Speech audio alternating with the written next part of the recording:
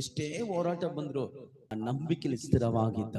ನಿಮ್ಮನ್ನ ಮೇಲೆ ಕೆತ್ತುವಂತ ದೇವರು ನಿಮ್ಮ ಹತ್ರ ಕೇಳುವಂತದಲ್ಲ, ನಂಬಿಕೆಯಲ್ಲಿ ನಿಂತಿದೀಯಾ, ನಂಬಿಕೆಯಲ್ಲಿ ಸ್ಥಿರವಾಗಿದೀಯಾ, ನಂಬ್ತೀಯಾ, ನನ್ನ ಮೇಲೆ ನಂಬಿಕೆ ಇಟ್ಟಿದ್ಯಾ? 3 ಕಾರ್ಯ ನೀ ಮಾಡಬೇಕು. ಮೊಟ್ಟ ಮೊದಲು ನೀ ದೇವರ ಸಮೀಪಕ್ಕೆ ಬಾ.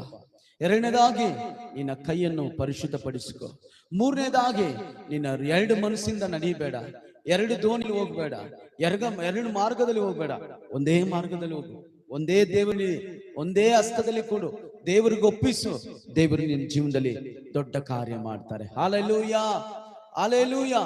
ನೀನು ಅವನನ್ನು ಎದುರಿಸಬೇಕು, ಅವನನ್ನು ಓಡಿಸಬೇಕು, ಅವನನ್ನು ಗದರಿಸಬೇಕು.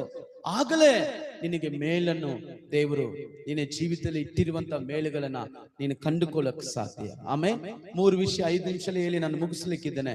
ನಮ್ಮನ್ನು ದೇವರ ಮೇಲೆ ಕೆತ್ತಬೇಕಾದ್ರೆ ಮೊಟ್ಟ ಮೊದಲು ನಾವು ಮಾಡಬೇಕಾದ ಕಾರ್ಯ ಏನು?